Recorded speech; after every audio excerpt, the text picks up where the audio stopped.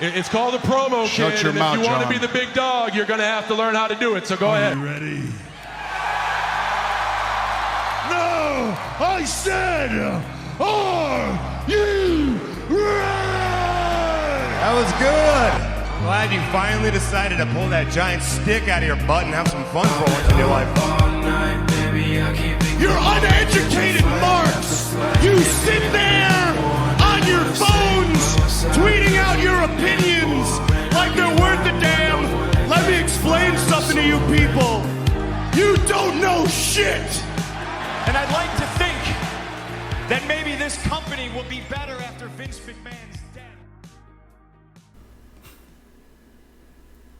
Prevolution. Prevolution, not Prevolution, Prevolution. The pre-revolution episode is what it is. Talking some revolution before the pay-per-view. Exciting. Dude, there's rumors that there's going to be a Jamie Hayter return. I didn't see rumor. I just saw everyone talking about it. I was like, I mean, is it happening? There's no confirmed rumors. When I say rumors, I definitely mean lightly, because no rumor can be taken serious. I feel like serious. they don't have room for her. There's always room for Jamie Hayter. The women's division right now is really, you got a lot of these different stars coming in. Like, we're going to talk about it, the Toni Storm, Deonna Purrazzo, Mariah May thing. Like, that's 3 stars from outside the company. Mm-hmm. And then you, obviously, Mercedes is expected soon. Like, yeah, but that, just because they have a stacked roster doesn't mean they have to limit themselves, especially with the superstar the caliber of Jamie Hayter. I feel like somebody just has to take a back seat at that point. Which it would be. It reminds me of what's going on in WWE with the likes of Naomi, which I assume we'll also talk about. Yeah. Dude, also, just a random note here. I miss 1PW. I miss 1PW. A little bit, yeah, a little bit. I miss when we would get together and watch 1PW pay-per-views. Yeah, that was fun for a bit. Then we found out how terrible they are. They're great. See, you're the only one with this opinion, I guess. I loved 1PW, and no, I was not the gonna quality, get a belt. just like the people actually running the shows. Oh, okay, yeah, not the quality. Speaking of quality, let's start this quality DVD. Today in our DVD, as we're recording our episode, we're watching the history of the WWE Championship up to like 2007 or 2008. Let's go. I didn't realize it was the WWE, not Intercontinental. Yeah. I have the history of the Intercontinental Championship as well, but I'm gonna make Dylan sit here and watch some Bruno Sammartino and Pedro Morales matches this week. I'm gonna get old school with it. I was watching Lou Thez last night. Fucking. We need Pedro Morales wrestling in a WWE game. That's what we need. I would take it. That's one of my favorite old school talents. Now, let's get on over, before I scream in the microphone, let's get on over to our women's match. And as I bring this up, too, I'm going to talk about the women's picture here because this week I fucked up. Oh, no. I fucked up this week. Oh, no. Make sure the sound is off. So this week I did the poll for the women's #1 contender. Nothing out of the ordinary. Now, everyone throughout the 2-day period I had this voting up had it very even between Tiffany Stratton and Jamie Hayter. They're about 27, 28%, neck and neck each. So I jumped the gun the last day. I had I think 16 hours left before the poll closed, and I kind of saw it going Jamie Hayter's way. It just seemed like it was inching towards her way. So I confirmed it. Jamie Hayter's the #1 contender, ran the match, checked back the next day. It was Tiffy time. It was not Tiffy time. Checked back the next day, and the wild card out of nowhere, when we had a second wave of voting, people voted in Bianca Belair.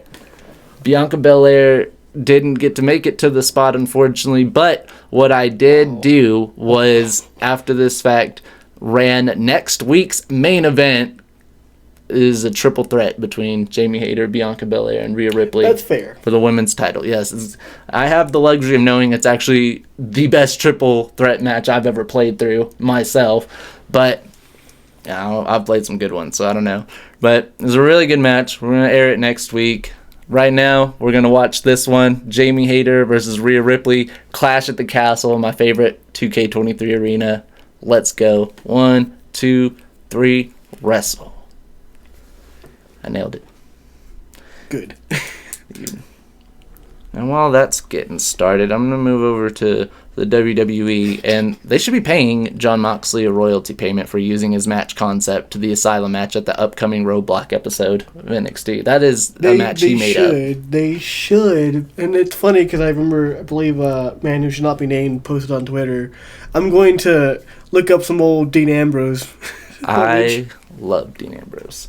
It's a very controversial opinion I have, that as much as I love Jon Moxley and acknowledge Jon Moxley as like the greatest character that Jonathan has come up with himself using his like legit name, there's something about Dean Ambrose that I appeal to a little bit more. And maybe it's because when Dean Ambrose, the character, was on television, it was at a very like bad time in my life, and I could resonate with him. A lot of his promos are what kept me going during that time period. So I mean, that's fair. Also, back to the Asylum match, I think him and Chris Jericho kind of came up with the concept together. Oh, so that means all AEW concept right there. I'm looking at the TV screen at Bruno Sammartino, the Italian legend. We love Bruno Sammartino here at Wrestling in the Middle. Now, I want to give a shout out to Kevin Nash for bailing on his appearance here in West Texas 2 weeks prior to the commitment.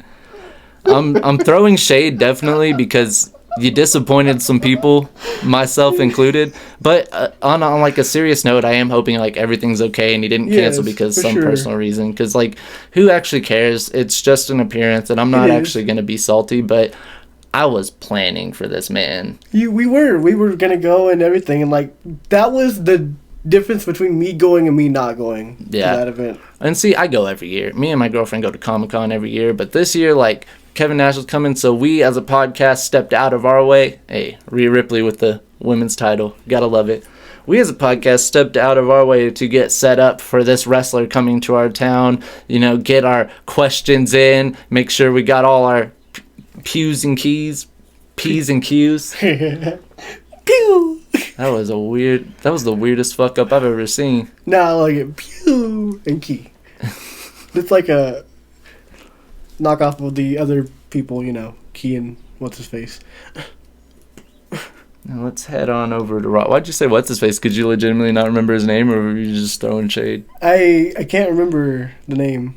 Are we talking about Key and Peele? Yeah. Okay. That's what I thought you were talking about, but I didn't actually get the reference. I was watching Pedro Morales versus Killer Kowalski. Let's go. I know. You want to talk real wrestling. Wrestling. So, on Raw, first time Becky Lynch is heading into a championship match, and I'm not rooting for her. It's crazy. Yeah, I love her. I love her too. But it's this woman's time. I think it's Rhea Ripley's time. Oh, did I not mention it was a Hell in the Cell match?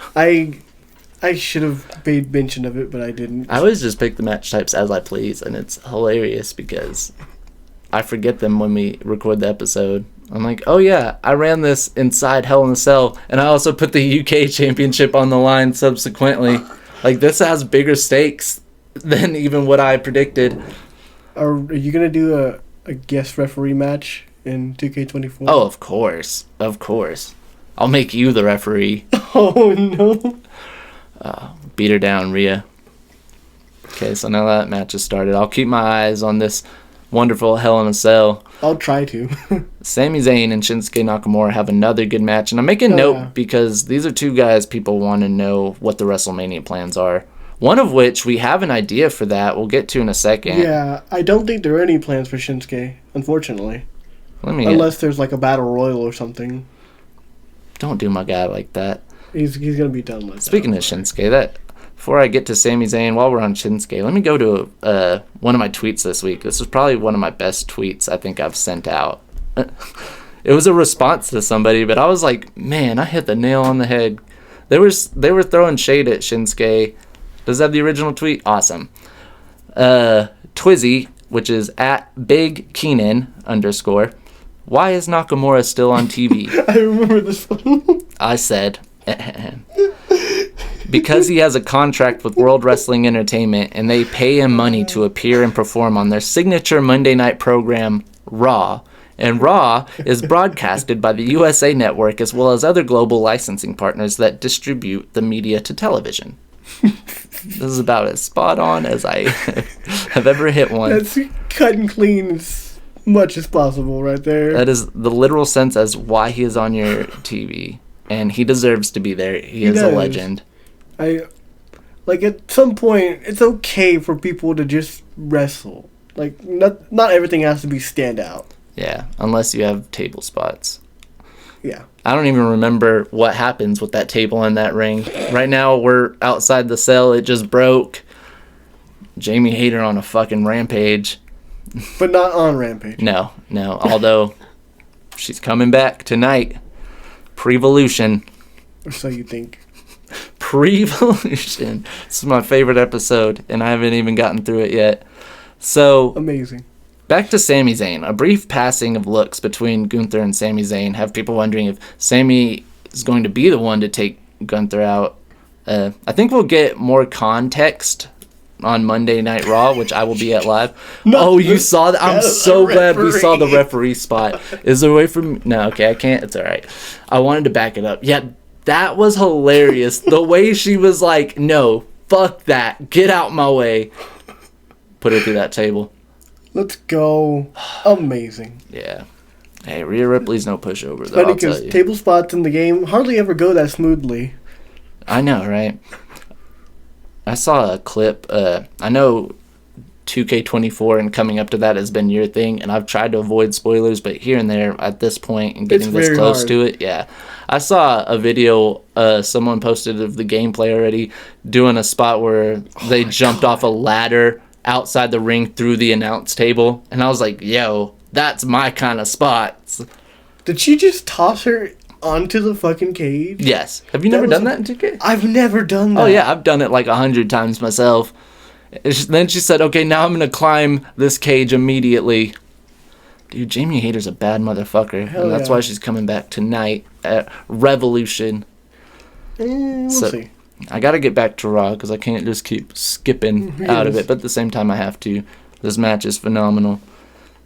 Gunther addresses this and more lightly this past week, as well as was interrupted by the Judgment Day. So there's like more Yeah. to this than There's just Sami layers. Zayn, and that's why it's like, well, I don't know if Sami is going to be in the IC title picture. Dirty Dom says the IC title is coming to the Judgment Day, and I could see a possible scenario in the next 6 months where Priest cashes in, wins the world title, Dom is the IC title, Judgment Day's got all the Raw gold. This Judgment Day thing could run forever, and that's because Edge wanted it. This is Edge's fault if you don't like it. I do like the Judgment Day. I just don't A think lot of people do. I just don't think Damian gets the world title. And I don't see it either, but WrestleMania is coming up, and he's got to cash it in sometime. And if Drew McIntyre wins the world title just for Damian Priest to cash in and get it, That would be. I've posed that possibility before, and he's already. that lariat. My God, the haterade. Let's go. Uno, dos, traces. It's over. Jamie is our champion. Jamie Hayter is the women's world champion. I love that. This part pisses me off. Where the fuck is our belt? A little glitch in the game. You don't actually get to see her with the belt yet. But she does own the belt. She they is not- the Wrestling in the Middle women's world champion currently. Did they not have, like... Is it because of the cage, or did they not have, like, double championship Yeah, they victory have. animation? They do, but sometimes it glitches out like that. Just like our TV is doing with this Pedro Morales match. Let's go. I wish y'all could see this. Our TV is glitching out hard. It can't handle Pedro. I can't handle Pedro, to be fair. That's a lot of man right there. Before we get to the men's match, we're going to get through a little bit more of Raw and NXT. But Jamie Hayter, new champion. I can dig that. It's funny because when we started, I remember talking to you and being like, I wasn't so happy with it, but Rhea Ripley definitely is a deserving first champion. And Jamie Hayter will get her shot one day. And then I thought the fans voted her into that spot already, but I guess I jumped the gun a little bit. Some shady dealings backstage. The Bianca Belair bitches came out. I don't mean to call them bitches. They're not actually mean people as compared to like Karrion Kross fans. Bianca Belair fans aren't as bad as Liv Morgan fans. I'll say that. I will say that. The Liv Morgan fans are getting out of control sometimes. Naomi fans about to rise up. Dude, I'm one of them. Justifiably so, I will say, but still, Still. it's about to get Ooh. Chad Gable makes his claim to Pierce as to why he should face Gunther. So again, more variables coming into this. He also had like a little, I think he posted on Twitter or something, or like an backstage exclusive or something, like a whole video he made of like the whole situation and making his daughter cry and stuff. Like, yeah. If I had to pick anyone out of there, and I love Sami Zayn, I do, don't get me wrong, he deserves to be champion, but World champion. Chad Gable would be my pick here. Yeah, when we're talking about the IC title, I agree, because Sami Zayn is overdue for that world title victory. That's fair. My new favorite faction, Regeneration X. That's a thing. It is a thing, yeah. I am all about RX. Regeneration X. Dude, I bought the t-shirts already. My God, of course you did. The only regret I have in life is that I didn't buy the Tom and Nick Mysterio shirts. The only regret I have in life is that I never got my Kyrie Sane t-shirt. I forgot about that. I remember you ordered it. I ordered them both. I ordered one for me, one for my mother. My mother got hers. Yes. I had to get a refund on mine. Fair enough. I remember when I got you the Carl Noir print, I got one for the studio as well, and it didn't come, and I was like, well, at least he got his. That was the important part. Still gotta find a frame. I gotta find frames for a lot of things in the studio, which one of these episodes y'all get to see the studio. We're doing some redecorating. Drew sits down in the middle of the ring, continuing his spieling of hatred for CM Punk. I love it.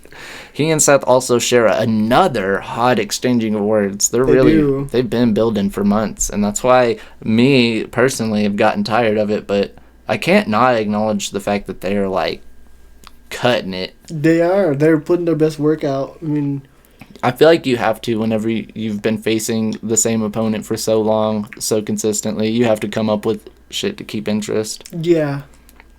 So Paul asked Cody to withdraw his challenge to The Rock. Cody politely declines. Politely, as Cody does. Very politely with a chair and stuff. Raw was good, but Raw is going to be even better in San Antonio when your boy is there live covering it for the show. I didn't realize you were going to Raw and SmackDown. Raw and SmackDown. Earlier, and I was like, oh, wow. I have a busy week this week. I'm doing all kinds of shit media-wise and going to live shows. And it's funny because while you're going to be the middle of the week, where are you going to be in the middle of the week? The middle of the week, I'm going to be here working. While you're doing that, I'm going to be working, but also playing 2K24. Let's go. Yeah. I pre-ordered literally, I think, yesterday or the day before. Got the WrestleMania edition. Got that early access. It'd be cool if we could get you to be one of those guys that gets the game early. One day. Yeah, I'm not even staying out of town for any extensive time like I usually do, because I'm not even, to be honest, paying for these shows. I'm being sent to these shows, and I got my ticket for SmackDown before they even announced The Rock. I'm glad, because to pay for those tickets now are like fucking buku. It's like $150 before fees. So definitely grateful to see the Great One for the first time in my life. That sounds amazing. I know a couple people who are jealous. Dude, he's back. Booker T's back. Another person we seem to have spoken into existence. We seem to have spoken Raquel and Booker T into existence back-to-back weeks. Which I had to look it up because I was watching with my family, and they were like, why was he gone? It's because of some medical emergency. Yeah, I thought he left because of Vince, if you remember. No. I thought there was something else to it. So Dragunov opens the show calling out Carmelo Hayes, who wants a contract made up for Roadblock. He's kind of bougie these days. He's suddenly gotten so much more arrogant. I took 2 weeks off, came back, he's bougier. He has his own security detail. Dude, they suck. They do. Like, what happened, Melo? You changed. That makes me excited to talk about the actual contract signing, but we got to cover a couple other things before we get to there. The Good Brothers are back on NXT. They are. That was a big reason as to why I was like, no, I definitely want to watch it. And here's another point I want to make, and what makes it easier to watch NXT for me.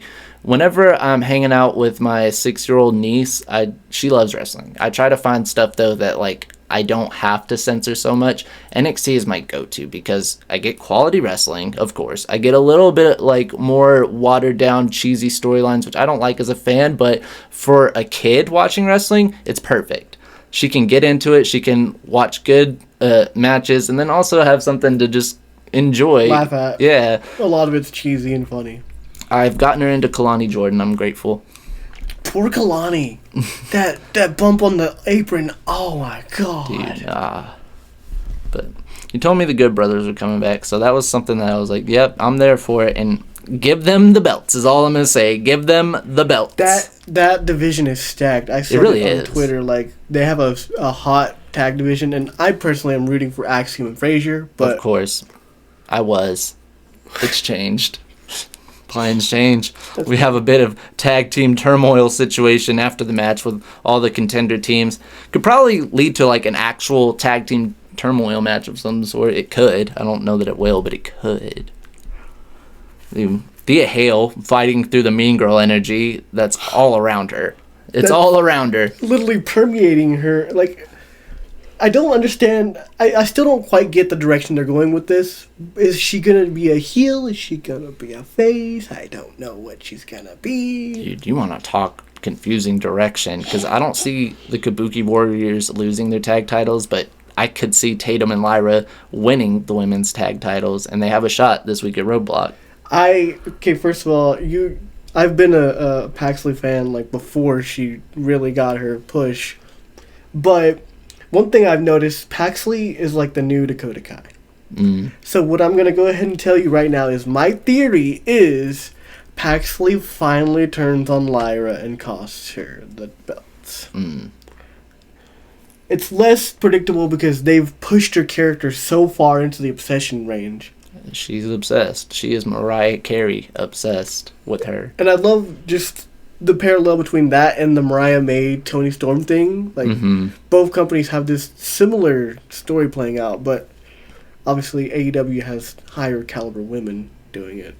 Not to throw shade at Lyra and Tatum, both very talented. Yeah, and the Tatum Paxley's like more crazy obsessive, whereas Mariah May is more like attention-seeking obsessive. She needs validation. And Paxley doesn't need validation. She needs Lyra Valkyria inside of her body. I don't know. But I would honestly... I could also see it. They've done it before, which is why it's not as likely. They lose, but through some disqualification or some shenanigans, and then like Ava's like, no, we can't have this. We're gonna make our own titles again. That's what happened. That's how they got them the first time. Right. So another NXT note we have here: Sean Spears is back in NXT. He is. I thought he was gonna go by Ty Dillinger again. But I did guess too. not. I did not see it coming either. I don't know how I didn't see it coming, but maybe he's the chairman.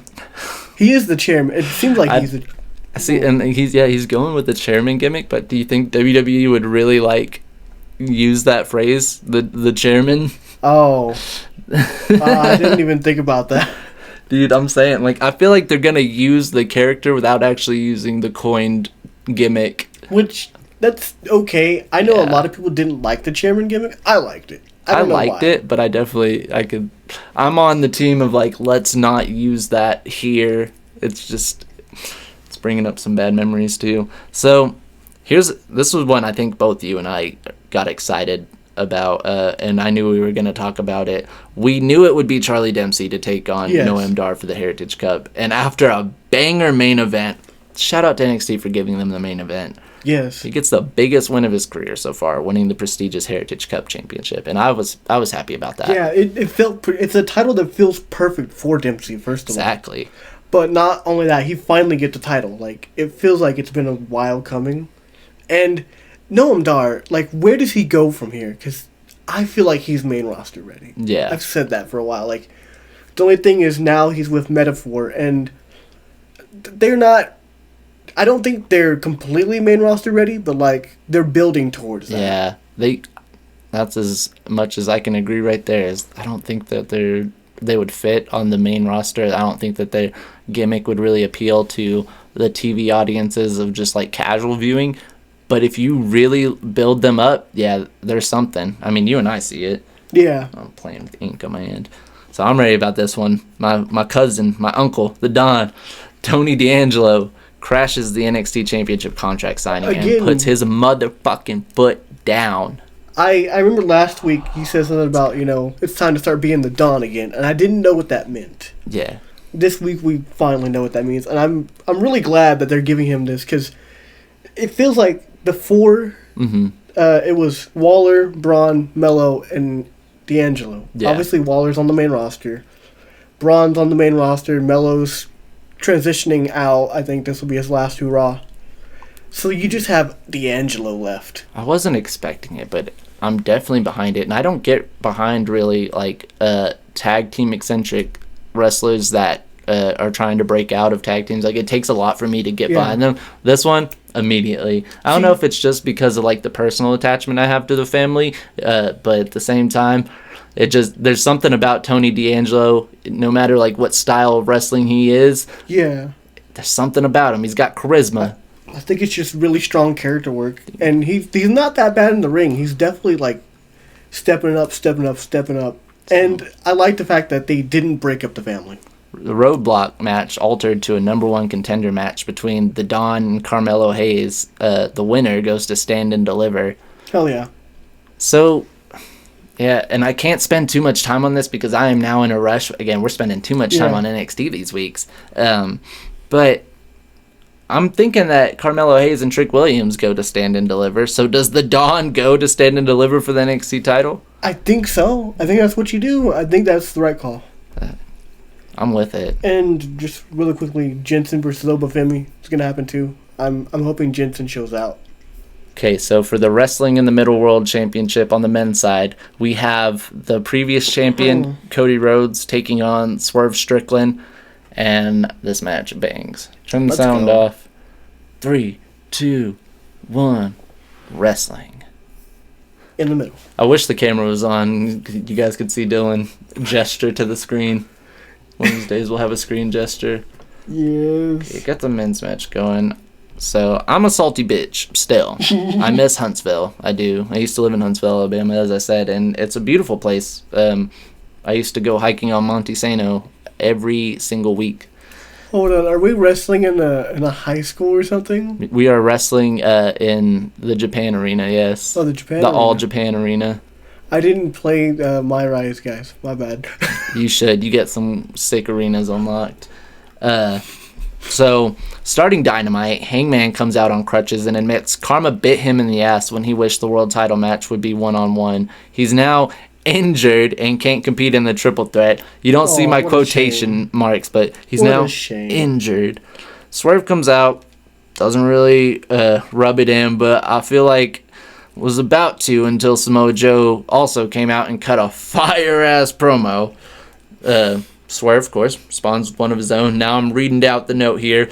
Then Hangman reveals he's a lying, faking, crybaby, milquetoast bitch. And attacks. Yeah, I brought the milquetoast back. Hangman reveals he's a lying, faking, crybaby, milquetoast bitch. Attacks Swerve, and that's the clusterfuck story of how we open this week's Dynamite. It was clusterfuck for sure. I want to say, Cody. It was predictable, but at the same time, I love the unhinged Hangman. I can allow it. I'll allow it. I don't. I want him to stop. I want him to turn it off. But if people are buying it, I can't knock it. First match of the night turns into a hockey fight at points, but sets the wrestling tone for the night perfectly. BCC getting the pre-revolution win. The Prevolution win. There we go. We got a Prevolution episode coming hot right at you right now. Why does it feel like the BCC are just beating up everyone? They do that. That is what they do. Their thing, It's been their job since William Regal formed them. I'm enjoying this picture, Swerve Strickland, as Wrestling in the Middle World Champion and also as All Elite Wrestling World Champion. I'm hoping that's tonight's outcome. Hopefully. Feels amazing having Will Ospreay here on AEW TV for real now. This is real, and this is probably going to be one of my favorite matches tonight is Will Ospreay versus Takeshita. Yes. That's going to be a banger. Sometimes I still want to say Takeshita. I miss MJF, dude. It's been 60 days. It's been like 63 days, I think, now. It's been too long. It's been a while. Got a reminder this week that Nick Wayne is an amazing performer, but being watered down, I guess, by being at the lowest level of the patriarchy storyline, I guess maybe I think I'm starting to get over it. Man, what a picture. Swerve Strickland, double champion, All Elite Wrestling World Champion. Is he the lowest level, or is Kinda. Killswitch the lowest level? You know, I guess so. Because Killswitch is literally the pet of He's literally at such a low level, I forgot he was there. So you win. You're right. I'm good. wrong. It's just, again, with this storyline, though, I guess I kind of oversighted the fact that Nick Wayne is really talented. He is. So Sky Blue getting a big singles win over Chris Statlander. That's just something for Sky Blue. Her whole storyline right now is more revolved around the tag team thing, and my thing is like, why are we having a women's tag match on 0 Hour? Without a belt. Yeah, why are we having a women's tag title match? See, this is why I like having the belts like in WWE, even though like the execution obviously has not been great. Yeah, but just to have it is nice. Dude, Cody's fucking ready. Look at him. Looks hyped as fuck. When you realize how much of a big fight field there actually is inside this little gym right here. Cody Rhodes and Swerve Strickland, everybody. It's coming at you in just a second. Chris Jericho got to have a sentimental moment. I'm thinking about these tournaments. I watched the match and I was like, wow, this is not great. I was stuck in the 3-count trivia tournament then. But I excused it because of the sentimental moment. Yeah, you got to have a sentimental moment. That was a follow-up note I think I made. It wasn't entertaining for too many of us, but it was for Jericho, and he got what he needed out of it. So there's that. Ric Flair testing every one of his body's last physical boundaries getting in the ring this week. That poor man looked like he was about to... I was scared during that whole segment because of him and because...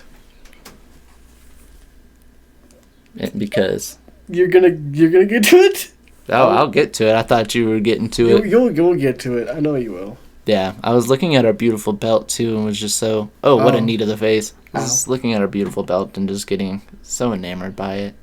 That's fair. Sting comes down for the rafters, which I kind of actually predicted. It's weird. I just kind of felt like that was going to be a thing. Scared the shit out of me. For him. Yeah, it's definitely something you don't expect, and at the same time, for whatever reason, I just knew one last time he's going to do that, and That's fair. I got it. Exciting lead into a Revolution. It is. Exciting Prevolution. That makes me think, like, because Darby said, like, they're going to have an even crazier entrance for Revolution. Like, what do? Did I not mention it was a steel cage match? I don't think you mentioned it was a steel cage match. It's because I don't remember that I do these match stipulations. I hate that move so much. Yeah. It'd be kind of boring unless you hit it. So, and why I didn't say it was a steel cage match, I thought it was a no-holds-barred match. I really thought this was just like one-on-one, no rules, like we're just fighting. So... Cody's kicking Swerve's ass right now is what's going on. He's fine. Swerve might not be champion for very long, guys. Okay, we're going to go ahead and start breezing through SmackDown. SmackDown this week is not breeze throughable, but we're going to do our best. Is it not? Because, 40 minutes was dedicated to one segment.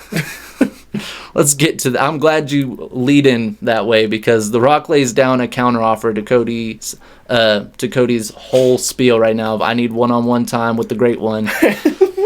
Tag match, night 1, WrestleMania. We're going back to where it all began. Again, we're going to main event night 1 with the tag match. Not confirmed yet, but...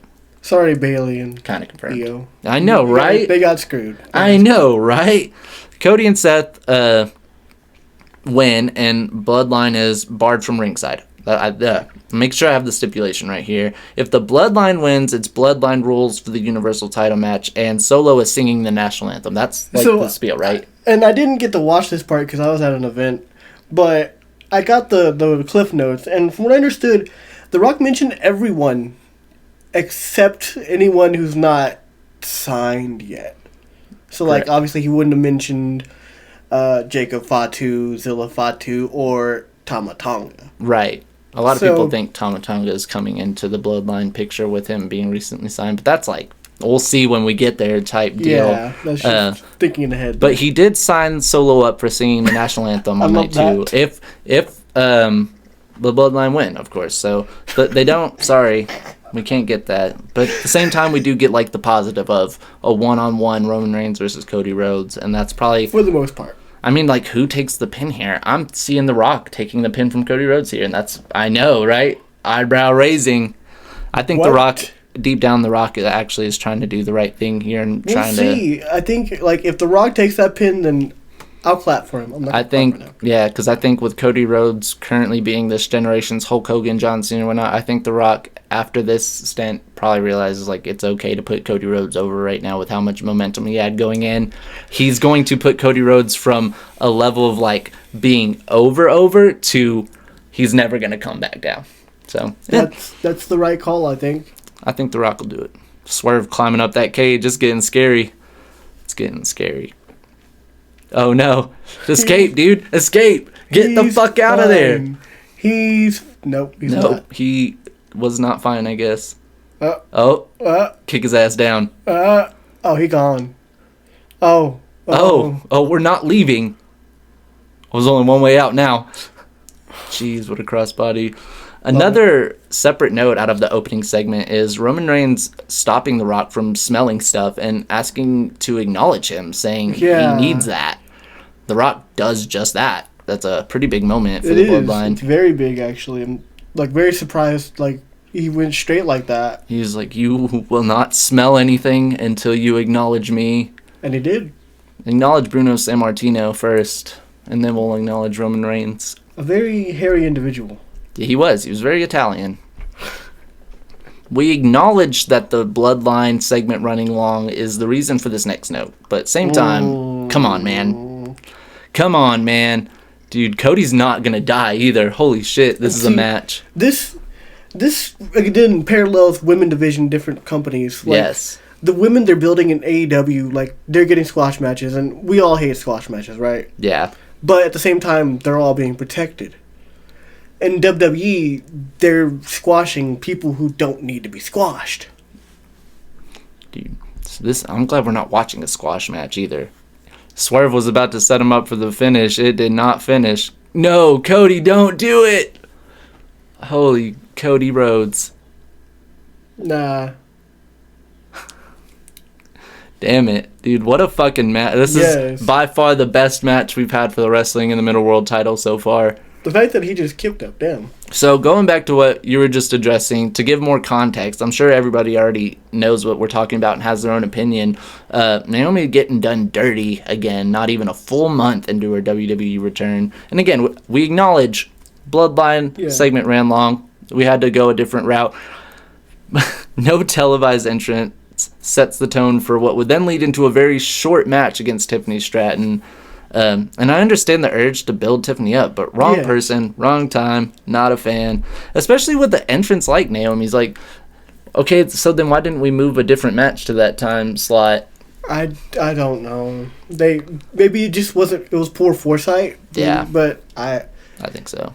I just hope maybe after WrestleMania, Naomi gets some sort of push. Like, she deserves it for sure. Finish it. Let's finish the story, Swerve.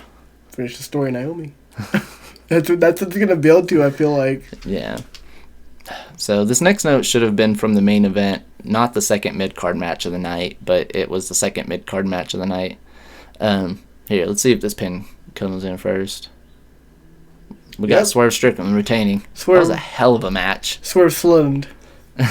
Yeah, S-Land. I love that happened, that they had to censor it, but at the same time, now we have someone named Trick in the game. Yeah. I'll never understand. So, Dakota Kai, one, wrestling on TV. Then, secondly, leaving Bayley hanging, committing to the turn, and just like this storyline is the main event to me, this segment should have been the main event of the show. Yeah, and it also brings up the question, like, I think it's building towards a certain someone else helping Bayley, but, like, there's no one else on the roster because she's alienated everyone. Yeah. Dude. Street fight between Escobar and Carlito gets hot with a lot of elements from the LWO and Legado del Fantasma feud being implemented. Rey Mysterio returns, helps the LWO even the odds, and we get a solid Carlito win that we all needed. I needed it. Yeah, just to remind us that Carlito can still do it, you know? I knew he could, but they weren't letting him. Yeah. Nick Aldis says he and Adam Pearce have been listening to our podcast and are ready to make an announcement about the tag titles being split finally. Please. He didn't even say that they're going to split them. He just said he had an announcement about them. But, like, I could tell he's been listening to our show a lot lately. And he's like, all right, they've been on this for a long time. If AEW is getting closer to women's tag titles, then we need to get closer to splitting our men's tag titles. So we throw Kevin Owens on commentary to keep viewers interested in and that's a solid move. That's a solid move. But when you've put the actual main event storylines in the opening of the show, come on. Like the two main storylines we're watching on SmackDown right now are the first hour of SmackDown. So you don't leave a lot for the That's how do we recover? We just throw Kevin Owens on commentary. So yeah, I mean, and obviously the main thing that came out of that was like the save that Theory made in that mid move. Yeah, and a lot of the SmackDown notes aren't great, but SmackDown wasn't bad either. I needed a bit of a palate cleanser after, and Rampage had some good wrestling, and Rio was there, so a quality palate cleanser. After getting so crabby from that SmackDown. Only a couple notes though. I will say this Ruby Soho Angelo Parker storyline is getting interesting, and it's probably the most interested I've been in it. I think having Zodiac Zack there is a solid addition so far. Yeah, that's what I was going to say, the same thing. Like, I was not interested at all in this storyline until Zack came in, and now I'm like, okay, we're going to have some violence now. Also, why the fuck can't Matt Sydal get a win? Like, what the fuck? This is legitimately making me mad up to this point. I mean, yeah, but at the same time, that's his place on the card, unfortunately. I've seen that for a while, and I'm not going to question it. I'm just glad he can still go at the caliber that he does. I'm not a fan. I'm not a current fan. Now, Collision, just a lot of wrestling. It's okay. We got a hot start to Collision this week with Mark Briscoe taking on the whole House of Black successfully, too, I would say. Who was Buddy Matthews' original opponent? Yeah, I thought there was an original There opponent. was. And I couldn't remember, though, so I thought I was just wrong. No, there was. Damn. They said his opponent already got out of here. So he was expecting a different opponent, and then I guess also wasn't expecting to almost get burned. He almost burned the whole House of Black. He was like, I'm going to burn them all. Burn the house down. He's trying to burn the witches, is what it is. That's like a whole thing of, they're practicing witchcraft, I'm going to burn them. Dante Martin qualifies for the random scramble tonight for Revolution. He was my second pick, right? I thought Penta was like a safe first. Yeah, but I was Penta all the way. I thought Matt Sydal was getting in. No. Yeah. You see my disappointments? I understand. I understand. Nigel passes out during Mariah May's match. That was hilarious. Wardlow must have been in promo class this whole time. He just keeps laying him down. He is getting a lot better. Like phenomenally better. Like, I would say he went from being like a 3-4 on the promo scale, 3-4 out of 10, to he's cutting like 7s, 8s. Actually, that first one he cut, or that one he cut last week, I'm talking about 9. A 9. Damn. Thunder Rosa continuing a dominant run, and I'm wondering if we're going to see her as the next number one contender for Toni Storm's title, given that she doesn't lose to Deonna tonight. But then we have the Mercedes thing, so it's like... Yeah, we have a lot of different... That's why I said, like, they're building their people with squash matches while WWE's... I'm still waiting to see what this Serena D build is headed towards. Like, she's been cutting promos and beating people up for a couple weeks now. So she said final boss, and I'm sorry guys, the first person that came to mind, and you saw this coming, right?